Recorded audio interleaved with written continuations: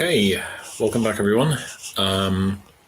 Yeah, had a little bit of technical difficulty, so I think we cut off the last half hour, but I'm not going to go back for it all now. Let's just crack on, shall we? Yeah.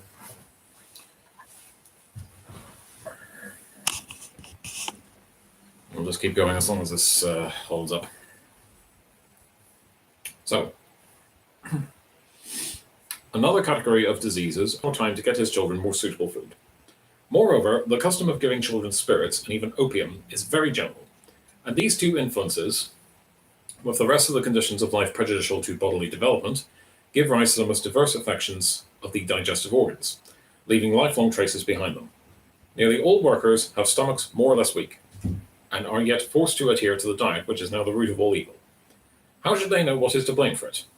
And if they knew, how could they obtain a more suitable regimen, so long as they cannot adopt a different way of living and are not better educated? But new debility arises during childhood from impaired digestion. Scrofula is almost universal among the working class, and scrofulous parents have scrofulous children, especially when the original influences continue in full force to operate upon the inherited tendency of the children. A second consequence of this insufficient bodily nourishment during the years of growth and development is rickets, which is extremely common among the children of the working class.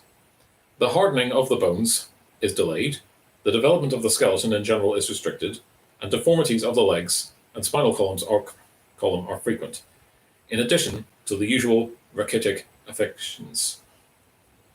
How greatly all these evils are increased by the changes to which the workers are subject in consequence of fluctuations in trade, want of work, and the scanty wages in time of crisis, it is not necessary to dwell upon.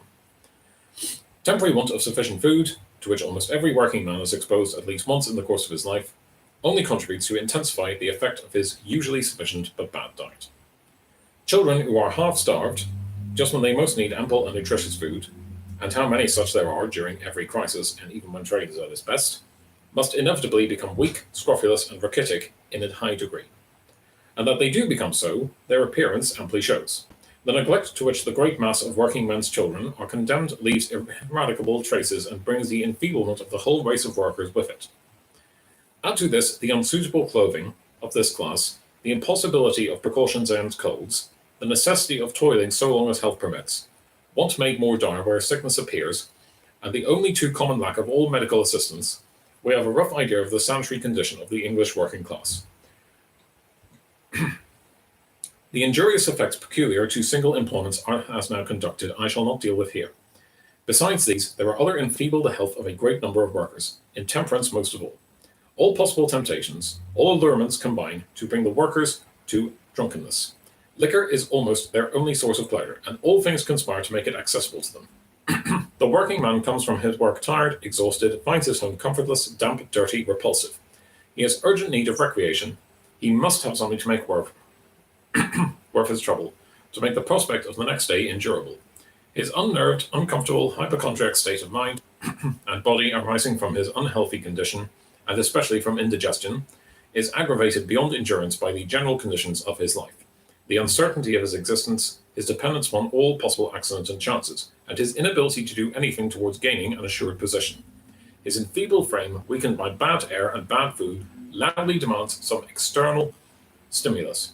His social need can be gratified only in the public house. He has absolutely no other place where he can meet his friends. How can he be expected to resist the temptation? It is morally and physically inevitable that, under such circumstances, a very large number of working men should fall into intemperance.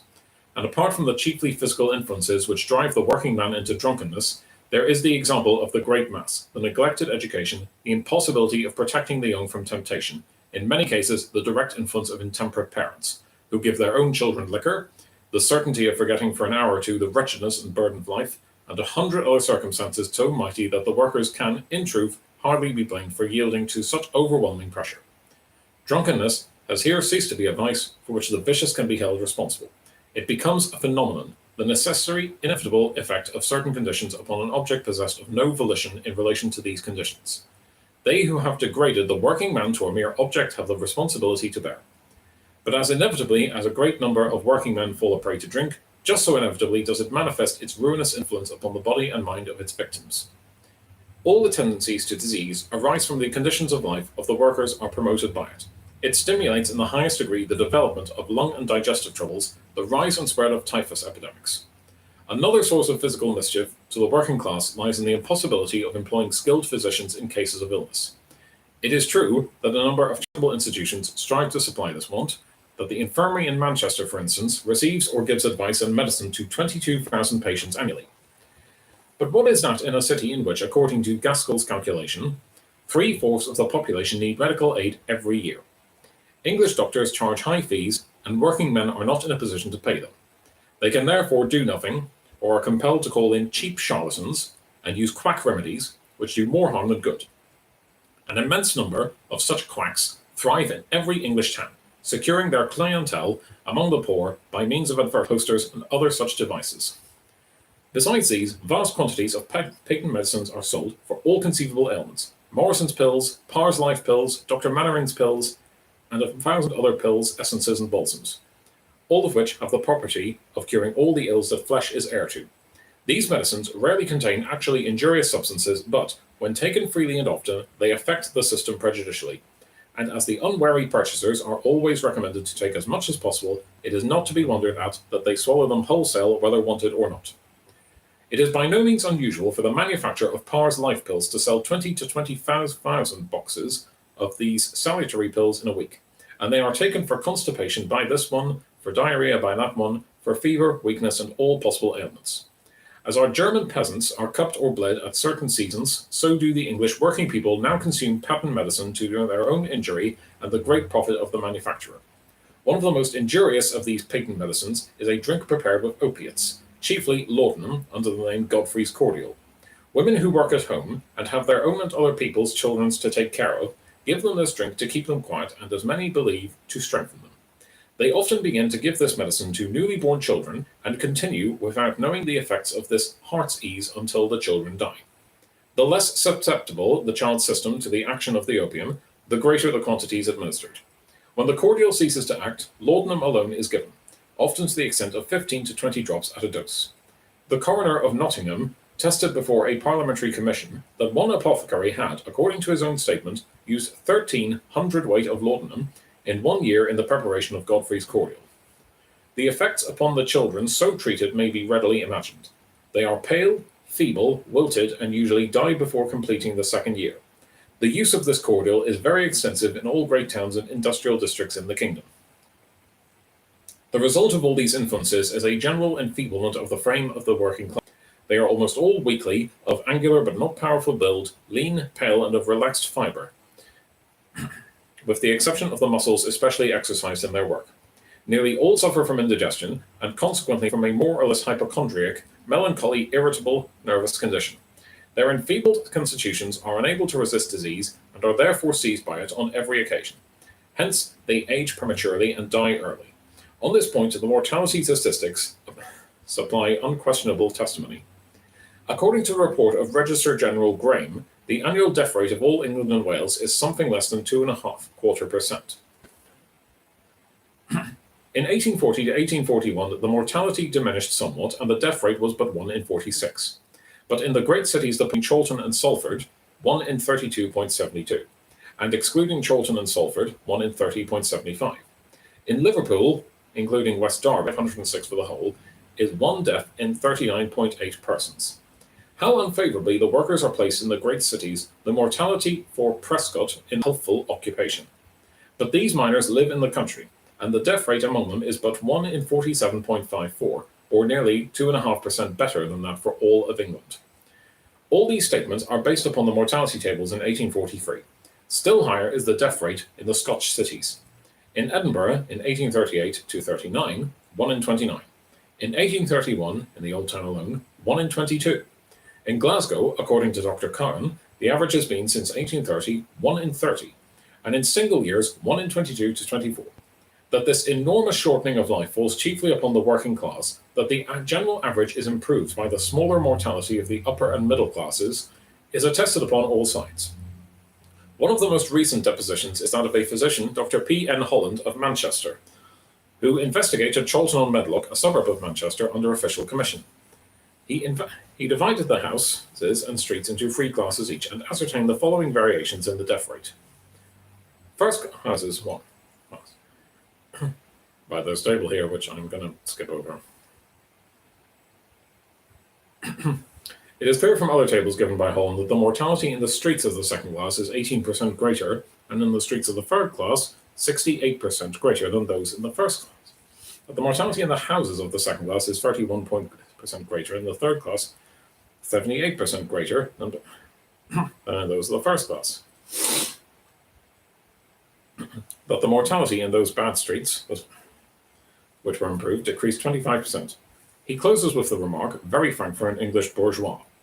When we find the rate of mortality 4 times as high in some streets as in others, and twice as high in whole classes of streets as in other classes, and further find that it is all but invariably high in those streets which are in bad condition, and almost invariably low in those whose condition is good, we cannot resist the conclusion that multitudes of our fellow creatures, hundreds of our immediate neighbours, are annually destroyed for want of the most evident precautions.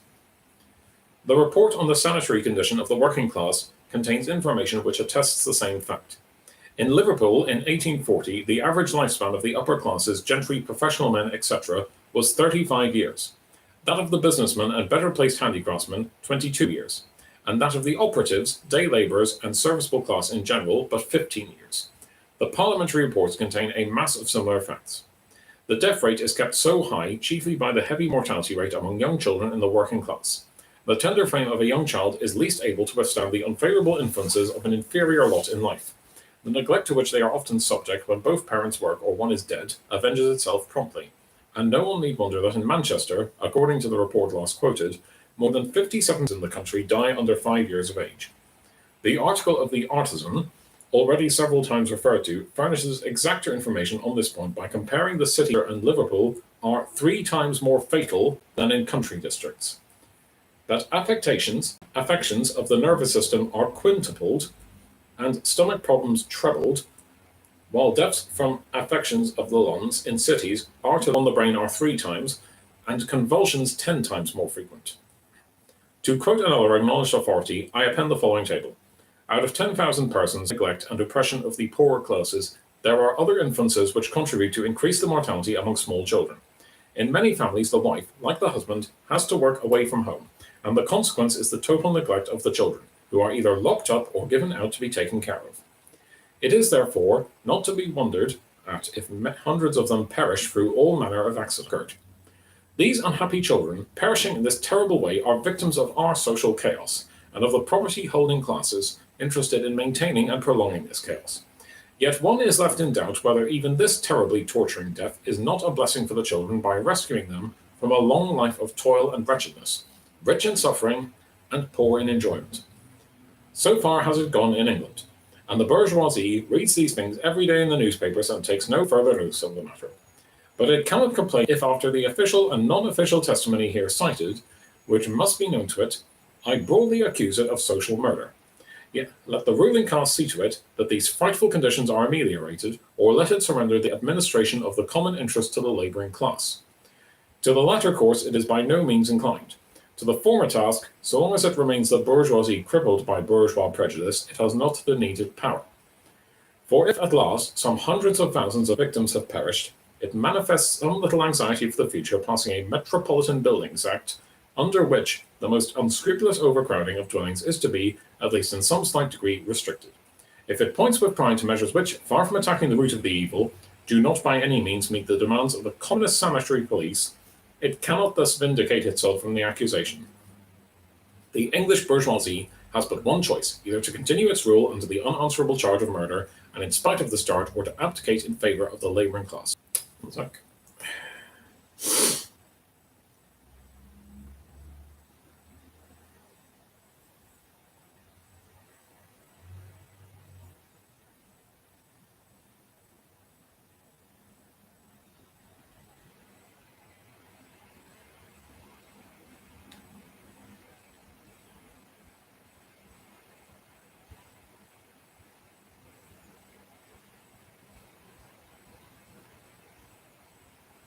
Absolutely necessary, we need not wonder that it bestows upon them only so much education as lies in the interest of the bourgeoisie, and that, in truth, is not much. The means of education in England are restricted out of all proportion to the population. The few day schools, at the command of the working class, are available only for the smallest minority, and are bad besides. The teachers, worn-out workers, and other unsuitable persons who only turn to teaching in order to live are usually without the indispensable elementary knowledge, without the moral discipline so needful for the teacher, and relieved of all public supervision. Here, too, free competition rules, and as usual, the rich profit by it, and the poor, for whom competition is not free, who have not the knowledge needed to enable them to form a correct judgment, have the evil consequences to bear. Compulsory school attendance does not exist. In the mills, it is, as we shall see, purely nominal. And when in the session of 1843 the ministry was disposed to make this nominal compulsion effective, the manufacturing bourgeoisie opposed the measure with all its might, though the working class was outspokenly in favour of a compulsory school attendance. Moreover, a mass of children work the whole week through in the mills or at home, and therefore cannot attend school. The evening schools, supposed to be attended by children who are employed during the day, are almost abandoned or attended without benefit. It is asking too much that young workers who have been using themselves up 12 hours in the day should go to school from 8 to 10 at night. And those who try it usually fall asleep, as is testified by hundreds of witnesses of the Children's Employment Commission's report. Sunday schools have been founded, it is true, but they too are most scantily supplied with teachers, and can be of use to those only who have already learned something in the day schools. The interval from one Sunday to the next is too long for an ignorant child to remember in the second sitting what it learned in the first, a week before. The Children's Employment Commission's report furnishes This report gives evidence of ignorance in the working class of England such as could hardly be expected in Spain or Italy. It cannot be otherwise. The bourgeoisie has little to hope, and much to fear from the education of the working class. The ministry, in its whole enormous budget of £55 million, had only the single trifling item of £40,000 for public education. And, but for the fanaticism of the religious sects which does at least as much harm as good, the means of education would be yet more scanty.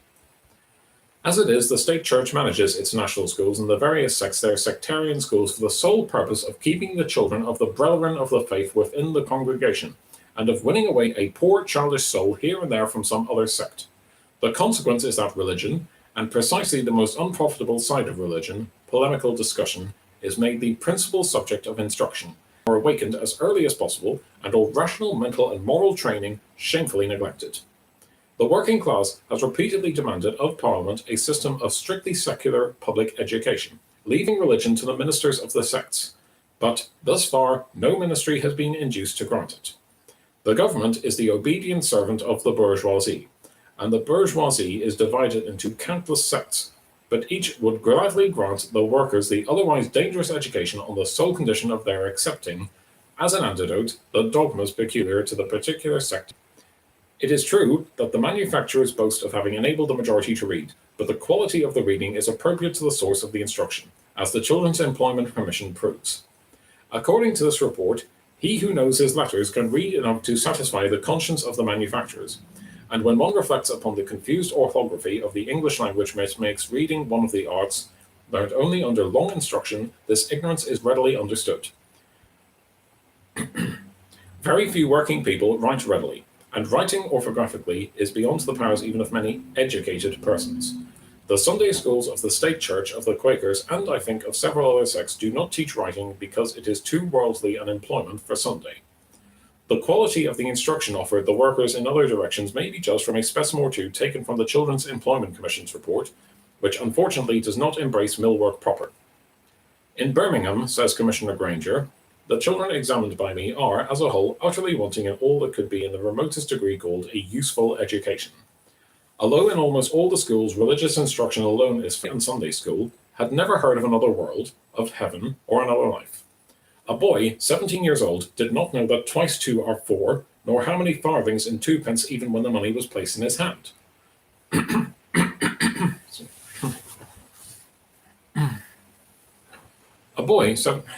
Several boys had never heard of London nor of Willenhall, although the latter was but an hour's walk from their homes, and in the closest relations with Wolverhampton.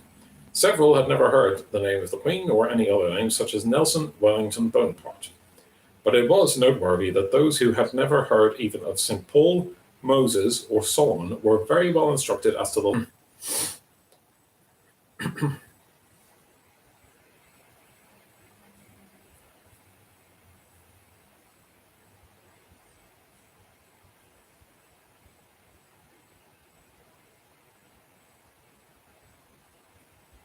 At age 16 did not have twice too more, nor how much for a statement that he was nae judge o' nothing. These children who are crammed with religious doctrines 4 or 5 years at a stretch know Samson, Moses, Aaron, etc.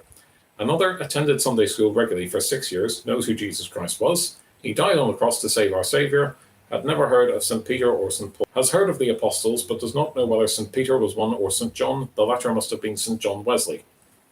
To the question of who Christ was, Home received the following answers among others. He was Adam. He was an apostle. He was the Saviour's Lord's son. And from a youth of 16, he was a king of London long ago. In Sheffield, Commissioner Simons let the children from the Sunday school read aloud. They could not tell what they had read, or what sort of people the apostles were, of whom they had just been reading. After he had asked them all one after the other about the apostles without securing a single correct answer, one sly-looking little fellow with great glee called out, "I know, mister, they were the lepers." From the pottery districts and from Lancashire, the reports are similar. This is what the bourgeoisie and the state are doing for the education and improvement of the working class. Fortunately, the conditions under which this class lives are such as give it a sort of practical training, which not only replaces school cramming, but renders harmless the confused religious notions connected with it, and even places the workers in the vanguard of the national movement of England. Necessity is the mother of invention, and what is still more important, of thought and action. The English working man who can scarcely read and still less write nevertheless knows very well where his own. If he cannot write, he can speak, and speak in public. If he has no arithmetic, he can nevertheless reckon with the political economists enough to see a corn law repealing bourgeois, and to get the better of him in argument. If celestial matters remain very mixed for him in spite of all the efforts of the preachers, he sees all the more clearly into terrestrial, political, and social questions. We shall have better effect than a religious teaching, with which in all English schools it is mixed up. The simple principles which, for plain human beings, regulate the relations of man to man, brought into the direst confusion by our social state, are war of each against all. Schools contribute, according to the confession of all authorities, and especially of the Children's Employment Commission, almost nothing to the morality of the working class. So short-sighted, so stupidly narrow-minded is the English bourgeoisie in its egotism, that it does not even take the trouble to impress upon the workers of the morality of the day, which the bourgeoisie has patched together in its own interest for its own protection. Even this precautionary measure is too great an effort for the enfeebled and sluggish bourgeoisie. A time must come when it will repent its neglect, too late. But it has no right to complain that the workers know nothing of its system of morals and do not act in accordance with it. Thus are the workers cast out and ignored by the class in power, morally as well as physically and mentally. The only provision made for them is the law, which fastens upon them when they become obnoxious to the bourgeoisie. Like the dullest of the brutes, they are treated to but one form of education, the whip, in the shape of force, not convincing but intimidating. There is, therefore, no cause for surprise of the worker if the workers, treated as brutes, actually become such, or if they can maintain their consciousness of manhood only by cherishing the glowing hatred, the most unbroken inward rebellion against the bourgeoisie in power. They are men so long as they burn with wrath against the reigning class. They become brutes the moment they bend in practice under the yoke and merely strive to make life endurable while abandoning the effort to break the yoke. This, then, is all that the bourgeoisie has done for the education of the proletariat. And when we take into consideration all the circumstances in which this class lives, we shall not think the worse of it for the resentment which it cherishes against the ruling class. The moral training which is not given to the worker in school is not supplied by the other conditions of his life. That moral training, at least, which alone has worth in the eyes of the bourgeoisie, his whole position and environment involves the strongest temptation to immorality. He is poor, life offers him no charm, almost every element is denied him, the penalties of the law have no further terrors for him. Why should he restrain his desires? Why leave to the rich the enjoyment of his birthright? Why not seize a part of it for himself? What inducement has the proletarian not to steal? It is all very pretty and very agreeable to the ear of the bourgeois to hear the sacredness of property asserted. But for him, atheist of him. No wonder, then, if the proletarian retains his atheism and no longer respects the sacredness of power of the earthly god. And when the poverty of the proletarian is intensified to the point of actual lack of the barest necessities of life to want and hunger, the temptation to disregard all social order does but gain power. This the bourgeoisie for the most part recognizes. Simons observes that poverty exercises the same ruinous influence upon the mind which drunkenness exercises upon the body. and Dr. Allison explains to property-holding readers with the greatest exactness what the consequences of social oppression must be for the working class. Want leaves the working man the choice between starving slowly, killing himself speedily, or dealing to starvation and suicide. True, there are, within the working class, numbers too moral to steal even when reduced to the utmost extremity, and these starve or commit suicide. For suicide, formerly the enviable privilege of the upper classes, has become fashionable among the English workers, and numbers of the poor kill themselves to avoid the misery from which they see no other means to escape. But far more demoralizing than his poverty is its influence upon the English working man is the insecurity of his position, the necessity of living upon wages from hand to mouth that in short which make a proletarian of him. The smaller peasants in Germany are usually poor and often suffer want, but they are less at the mercy of accident. They have at least something secure. The proletarian, who has nothing but his two hands, who consumes today what he earned yesterday, who is subject to every possible chance and has not the slightest guarantee for being able to earn the barest necessities of life conceivable for a human being. The slave is assured of a bare livelihood by the self-interest of his master. The serf has at least a scrap of land on which to live. Each has at worst a guarantee. Everything that the proletarian can do to improve his position is but a drop in the ocean compared with the floods of varying chances to which he is exposed, over which he has not the slightest control. He is the passive subject of all possible combinations of circumstances, and must count himself fortunate that he is kept alive even for a short time, and his character and way of living are naturally shaped by these conditions. Either he seeks to keep his head above water in this whirlpool, to rescue his manhood, and this he can do solely in rebellion against the class which plunders him so mercilessly and then abandons him to his fate, which strives to hold him in this position for so demoralizing to a human being, or he gives up the struggle against his fate as hopeless and strives to profit so far as he can by the most favorable moment. To save is unavailing, for at the utmost he cannot save more than suffices to sustain life for a short time, while if he falls out of work it is for no brief period. To accumulate lasting property for himself is impossible, and if it were not, he would only cease to be a working man and another would take his place. What better thing can he do then, when he gets high wages and live well upon them? The English bourgeoisie is extremely scandalized at the extravagant living of the workers when wages are high. Yet it is not only very natural but very sensible of them to enjoy life when they can, instead of laying up treasures which are of no lasting use to them and which in the end moth and rust, i.e. the bourgeoisie, can get possession of. Yet such a life is demoralizing beyond all others. What Carlyle says to the cotton spinners is true of all English industrial workers.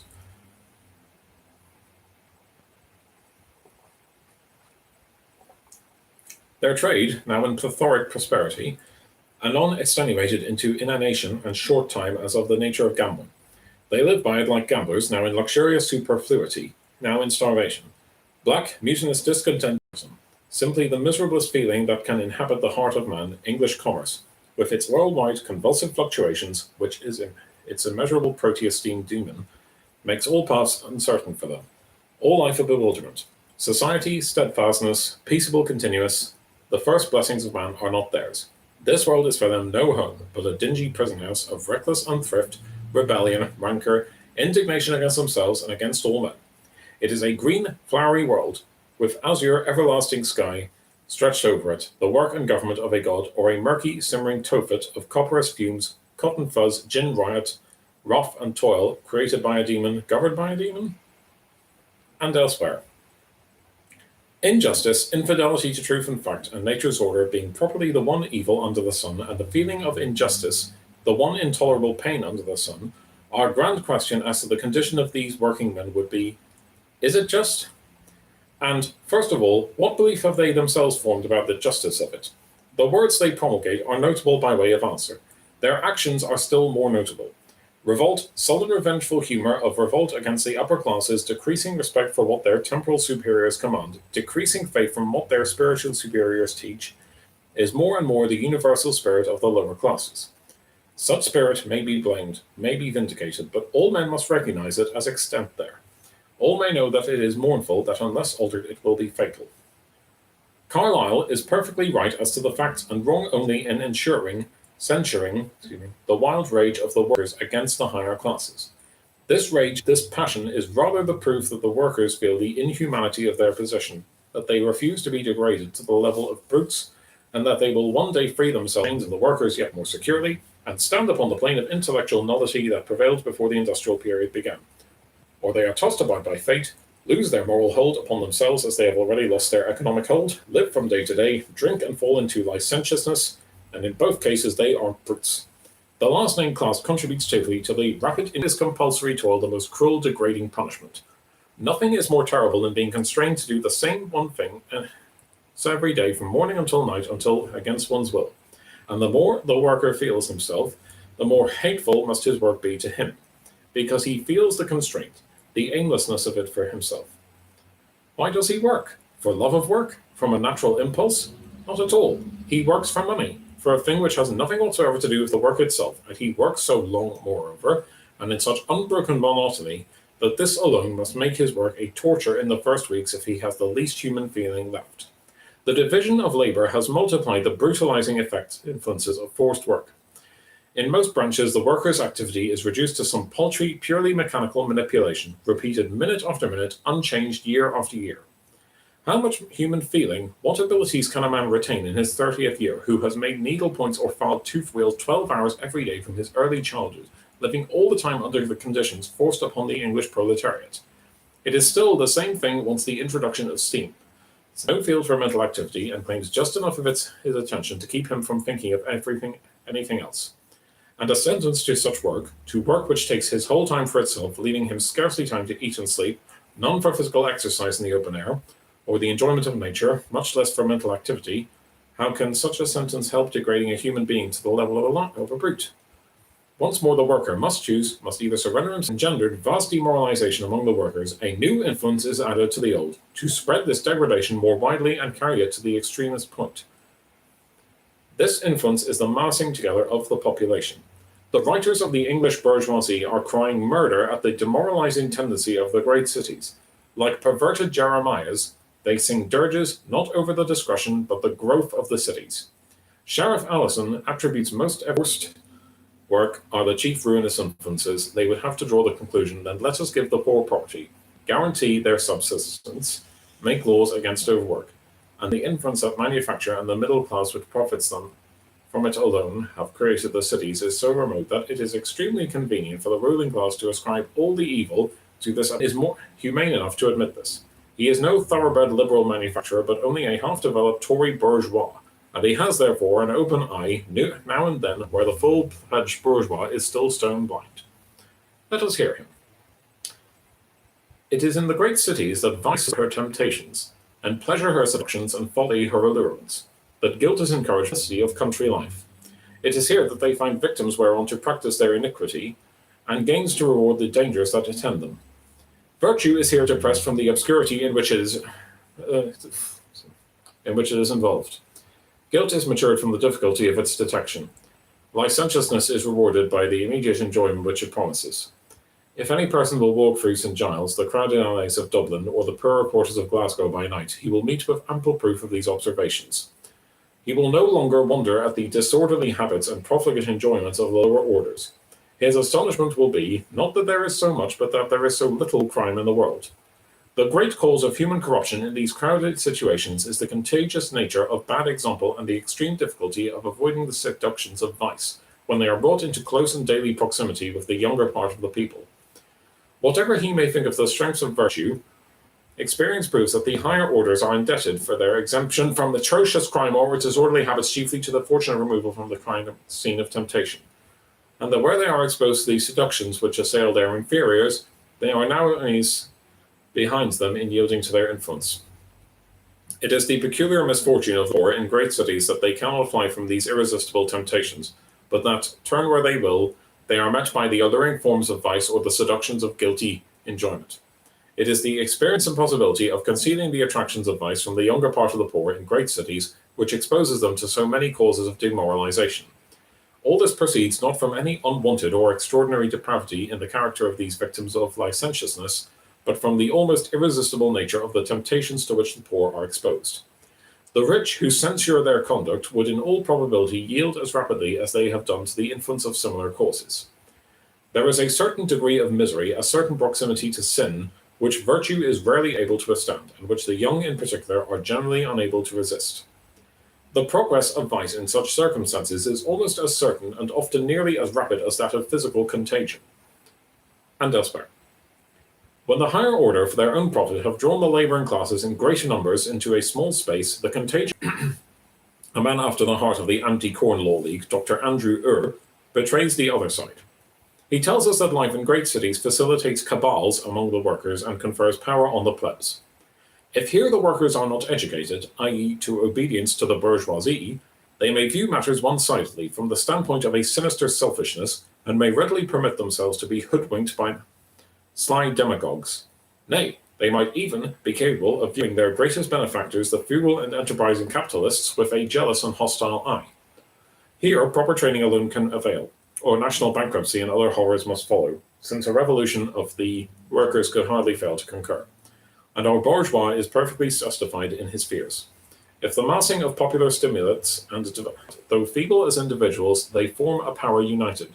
Their separation from the bourgeoisie, the development of views peculiar to the workers and corresponding to their positions, and the workers attain social and political importance. The great cities are the birthplaces of labor movements. In them, the workers first began to reflect upon their own condition and to struggle against it. In them, the opposition between proletariat and bourgeoisie first made itself manifest. From them proceeded the trade unionism and socialism. The great cities have transformed the disease of the social body, which appears in chronic form in the country, into an acute one, and so made manifest its real nature and the means of curing it. Without the great cities and their forcing influence upon the popular intelligence, the working class would be far less advanced than it is. Moreover, they have destroyed the last remnants of the patriarchal relation between working men and employers, a result to which manufacture on a large scale has contributed by multiplying the employees dependent upon a single employer. The bourgeoisie deplores all this, it is true, and has good reason to do so. For, under the old conditions, the bourgeois was comparatively secure against a revolt on the part of his hands. He could tyrannize over them and plunder them to his heart's content, and yet receive obedience, gratitude, and assent from these stupid people by bestowing a trifle of patronizing friendliness which cost him nothing, and perhaps some paltry present, all apparently out of pure self-sacrifice for goodness of heart, but really not 1/10 part of his duty. As an individual bourgeois placed under conditions which he had not himself created, he might do his duty at least in part. But as a member of the ruling class, which, by the mere fact of its ruling, is responsible for the condition of the whole nation, he did nothing of what his position involved. On the contrary, he plundered the whole nation for his own individual advantage. In the patriarchal relation that hypocritically concealed the slavery of the worker, the latter must necessarily have remained an intellectual zero, totally ignorant of his own interest, a mere private individual. Only when estranged from his employer, when convinced that the sole bond between employer and employee is the bond of pecuniary profit, has most largely contributed. Another influence of great moment in forming the character of the English workers is the Irish immigration already referred to. On the one hand, it has, as we have seen, degraded the English workers, removed them from civilization, aggravated the hardship of their lot. But on the other hand, it has thereby deepened the chasm between workers and bourgeoisie, and hate further contributes by reason of the passionate, mercurial Irish temperament, which it imports into England into the English working class. The Irish and English are to each other as much as the French and the Germans, and the more mixing of the more facile, excitable, fiery Irish temperament with the stable, reasoning, persevering English must, in the long term, be productive only of good for both. The rough egotism of the English bourgeoisie would have kept its hold upon the working class much more firmly if the Irish nature, generous to a fault and ruled primarily by sentiment, had not intervened and softened the cold, rational English character, in part by a mixture of the races, and in part by the ordinary contract of life. In view of all this, it is not surprising that the working class has gradually become a race wholly apart from the English bourgeoisie. The bourgeoisie has more in common with every other nation of the earth than with the workers in whose midst it lives. They are two radically dissimilar nations, as unlike as difference of race could make them, of whom we on the continent have known but one, the bourgeoisie. Yet it is precisely the other, the people, the proletariat, which is by far the more important for the future of England.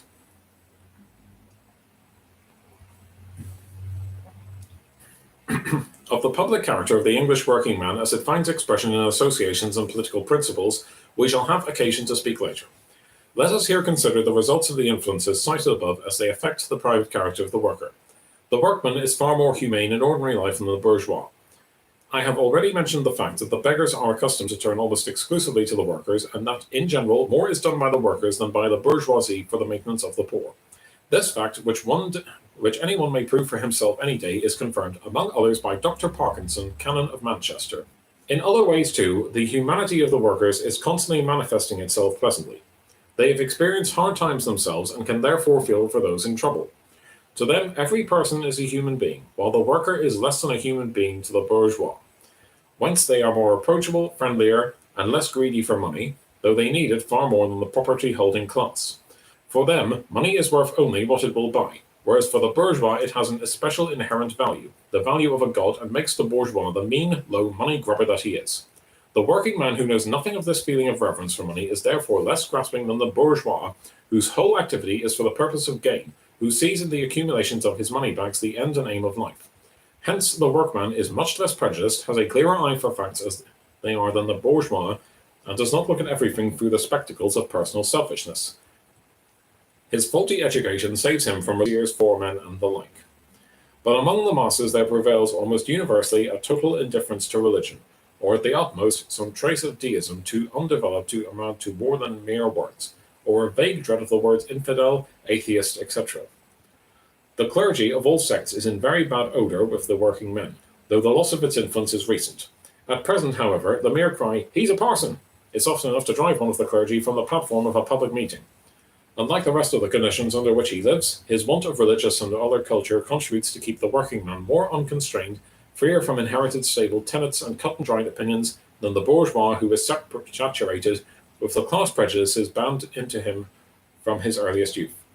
There is nothing to be done with the bourgeois. He is essentially conservative in however liberal a guise. His interest is bound up with that of the property-holding class. He is dead to all active movement. He is losing his position in the forefront of England's historical development. The workers are taking his character of this class. The unfavourable one may be quite as briefly summed up and follows quite as naturally out of the given causes. Drunkenness, sexual irregularities, brutality, and disregard for the rights of property are the chief points with which the bourgeois charges them. That they drink heavily is to be expected.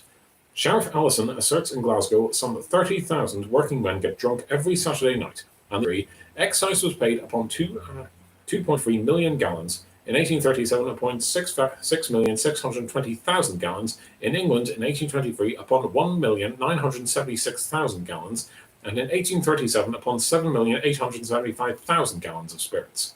The Beer Act of 1830 is sure to be a jerry shop. Besides these, there are hush shops in multitudes, i.e. secret drinking places which are not licensed, and quite as many secret distilleries which are, and their output at 156,000 gallons at the least. In Manchester there are besides more than 1,000 public houses selling all sorts of alcoholic drinks, or quite as thieves, swindlers, and prostitutes. When one reflects that many a mother gives the baby on her arm to drink, the demoralizing effects of frequenting such places cannot be denied. I have rarely come out of Manchester on such an evening without meeting numbers of people staggering and seeing others lying in the gutter. On Sunday evening the same scene is usually repeated, only less noisily. Salford Chapel Street. And pawn whatever they possess. Furniture, Sunday clothes where such exist, kitchen utensils in masses are fetched from the pawnbrokers on Saturday night only to wander back, almost without fail before the next Wednesday, until at last some accident makes the final redemption impossible, and one article after another falls into the clutches of the usurer, or until he refuses to give a single farthing more upon the battered, used-up pledge. When one has seen the extent of intemperance among the workers in England, one readily believes Lord Ashley's statement that this class annually expends something like £25 million sterling upon intoxicating liquor, and the deterioration in external conditions, the frightful shattering of mental and physical health, the ruin of all domestic relations which follow may readily be imagined. True, the temperance societies have done much, but what are a few thousand teetotalers? By no means evident that intemperance is diminishing. Next to intemperance in the enjoyment of intoxicating liquors, one of the principal faults of English working men is sexual license. He has left the working class only these two pleasures, while imposing upon it a multitude of labours and hardships, and the consequence is that the working men, in order to get something from life, concentrate their whole effort. It remains them but to rebel or to succumb to utter brutality. And when, moreover, the bourgeoisie does its full share in maintaining prostitution, and how many of the 40,000 prostitutes who fill the streets of London every evening live upon the virtuous bourgeoisie? How many of them owe it to seduction by a bourgeois that they must offer their bodies to the passers-by in order to live? Surely it has least of all a right to reproach the workers with their sexual animality. The failings of the workers in general may be traced to an unbridled thirst for pleasure, to want of foresight and a flexibility in fitting into the social order, of the general inability to sacrifice the pleasure of the moment to a remoter advantage. But what is that to be wondered at? When a class can purchase few and only the most sensual pleasures by its wearying toil, must it not give itself over blindly and madly to those pleasures? A class about whose education no one troubles himself, which is a playable to 1,000 chances, knows no security in life. What incentives are such a class to prudence, to respectability, to sacrifice the pleasure of the moment for a remoter enjoyment, most uncertain precisely by reason of the perpetually varying, shifting conditions under which the proletariat lives? A class which bears all the disadvantages of the social order without enjoying its advantages, one to which the social system appears in purely hostile aspects, who can demand that such a class respect for this social order? Really, that is asking much. But the working man cannot escape the present arrangements of society so long as rooms overcrowded with human beings, no domestic comfort is possible.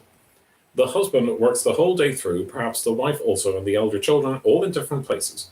They meet night and morning only, all under perpetual temptation to drink. What family life is possible under such conditions? Yet the working man cannot escape from the family, must live in the family, and the consequence is a perpetual succession of family troubles, domestic quarrels, most demoralizing for parents and children alike. Neglect of all domestic duties, neglect of the children especially, is only too common among the English working people, and only too vigorously fostered by the existing institutions of society. And children growing up in this savage way amidst these demoralizing influences expected to turn out goody-goody and moral in the end. Verily, the requirements are naive, which the self-satisfied bourgeois makes them upon the working man. The contempt for the existing social order is most conspicuous in its extreme form, that of offences against the law. If the influences demoralizing to the working man act more powerfully, more concentratedly than usual, he becomes an offender as certainly as water abandons the fluid for the vaporous state at a certain cause of nature with precisely the same necessity, at a certain point of freedom ceases. Hence, with the extension of the proletariat, crime has increased in England, and the British nation has become the most criminal in the world. From the annual criminal tables of the Home Secretary, it is evident that the increase of crime in England has proceeded with incomprehensible rapidity. The number of arrests from criminal offences reached in the years 1805, 4,605, 1810, 5,146, 1815, 7,898, 1820, 13,710, basically by 1842 it had 31,309 in England and Wales alone. That is to say, they increased sevenfold in 37 years. Of these arrests in 1842, sex including London, or more than 13%. So the two districts, which include great cities with large proletarian populations, produced 1/4 of the total population of crime, though their population is far from forming 1/4 of the whole. Moreover, the criminal tables prove directly that nearly all crime arises within the proletariat. For in 1842, taking the average, out of 100 criminals, 32.35 could neither read nor write, 58.32 read and wrote imperfectly, 6.77 could read and write well, 0.22 had enjoyed a higher education, while the degree of education of 2.34 could not be ascertained. In Scotland, crime was increased yet more rapidly. There were but 89 arrests for criminal offences in 1819, and as early as 1837, the number had risen to 3,176. And in 1842 to 4,189. In Lanarkshire, where Sheriff Allison himself made out the official report, population has doubled once in 30 years, and the crime every 5.5, or 6 times more rapidly than the population. The offences, as in all civilized countries, are, in the great majority of cases, against property, and have therefore arisen from want in some form. For what a man has, he does not steal. The proportion of offences against property to the population, which in the Netherlands is as 1 to 7, 140, and in France as in 1 to 8, 84, was in England when gas 28,904, in France 1 to 17,573, in England 1 to 23,395. In the whole of England today, the proportion is 1 to 660, though it is scarcely 10 years since Gaskell's book appeared. These facts are certainly more than sufficient to bring anyone, even a bourgeois, to pause and reflect upon the consequences of such a state of things. If demoralization and crime multiply 20 years longer in this proportion, and if the English manufactures in these 20 years should be less prosperous than heretofore, the progressive multiplication of crime can only continue the more rapidly. What will the result be? Society is already in a state of visible dissolution. It is impossible to pick up a newspaper without seeing the most striking evidence of the giving way of all social ties. I look at random into a heap of English journals lying before me. There is the Manchester Guardian for October 30th, 1844, which reading notice, and being ordered by a justice of the peace to resume work, that in Salford a couple of boys had been caught stealing and a bankrupt tradesman tried to treat his creditors. From the neighbouring towns the reports are more detailed. In Ashton, 2 thefts, 1 burglary, 1 suicide. In Bury, 1 theft. In Bolton, 2 thefts, 1 revenue fraud. In Lee, 1 theft. In Oldham, 1 strike for wages, 1 theft, 1 fight between Irish women, 1 non-union hatter assaulted by union men, 1 mother beaten by her son, 1 attack upon the police, 1 robbery of a church. In Stockport, discontent of working men with wages, 1 theft, 1 fraud, 1 fight, 1 wife beaten by her husband. In Warrington, 1 theft, 1 fight. In Wigan, 1 theft and 1 robbery of a church. The reports of the London papers are much worse. Frauds, thefts, assaults, family quarrels cry at one another. A Times of the 12th September 1844 falls into my hand, which gives a report of a single day, including a theft, an attack upon the police, a sentence upon a father requiring him to support his illegitimate son, the abandonment of a child by its parents, and the poisoning of a man by his wife.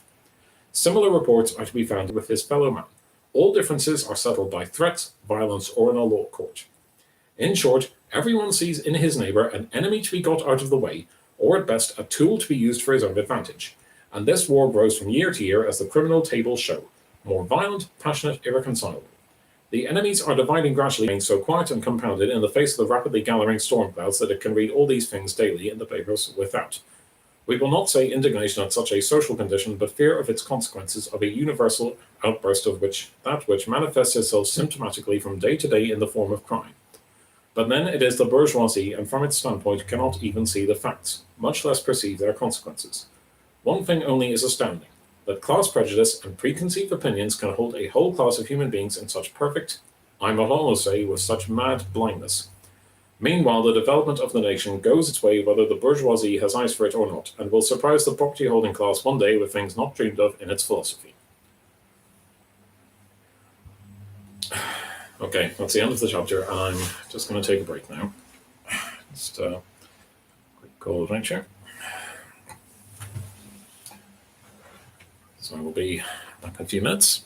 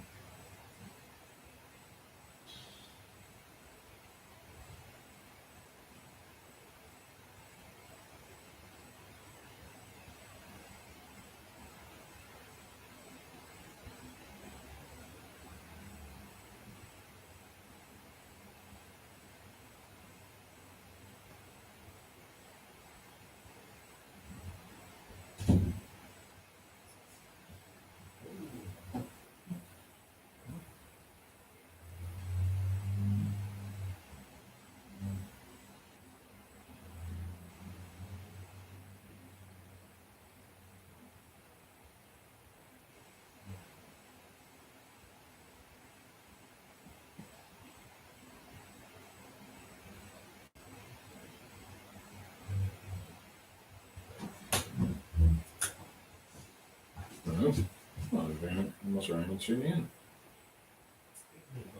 Oh, there you go.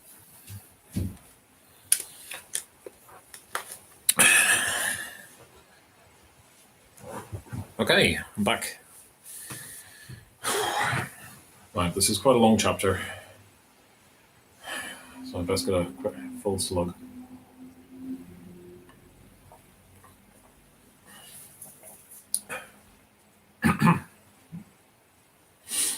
Single branches of industry. Factory hands. In dealing now with the more important branches of the English manufacturing proletariat, we shall begin according to the principle already laid down with the factory workers, i.e., those who are comprised under the Factory Act. This law regulates the length of the working day in mills in which wool, silk, cotton, and flax are spun or woven by means of water or steam power, and embraces, therefore, the more important branches of English manufacture. The class employed by them is the most intelligent and energetic of all the English workers, and therefore the most restless and most hated by the bourgeoisie. It stands as a whole, and the cotton workers preeminently stand, at the head of the labour movement. As their masters, the manufacturers, especially those of Lancashire, take the lead in bourgeois agitation. We have already seen in the introduction how the people employed in working up the textile materials were first torn from their former way of life. It is therefore not surprising that the progress of mechanical invention in later years also affected precisely these workers most deeply and permanently. The history of cotton manufacture as related by Baines, and others is the story of improvements in every direction, most of which have become domesticated in the other branches of industry as well. Handwork is superseded by machine work almost universally. Nearly all operations are conducted by the aid of steam or water, and every year is bringing further improvements. In a well-ordered state of society, such improvements could only be a source of rejoicing. In a war of all against all, individuals seize the benefit for themselves, and so deprive the majority of the means of subsistence. Every improvement in machinery throws workers out of employment, and the greater the advance, the more numerous the unemployed. Each great improvement produces, therefore, upon a number of workers the effect of a commercial crisis, creates want, wretchedness, and crime. Take a few examples. The very first invention, the jenny, worked by one man, produced at least sixfold what the spinning wheel had yielded in the same time. Thus, every new jenny threw 5 spinners out of employment. The throstle, which in turn produced much more than the jenny, and like it, was worked by one man, threw still more people out of employment. The mule, which required yet fewer hands in proportion to the product, had the same effect, and every improvement in the mule, every multiplication of its spindles, diminished still further the number of workers employed. But this increase of the number of spindles in the mule is so great that the whole armies of workers have been thrown out of employment by it. For whereas one spinner with a couple of children for piecers, formerly set 600 spindles in motion, he could now manage 1,400 to 2,000 spindles upon 2 mules, so the 2 adult spinners and a part of the piecers whom they employed were thrown out.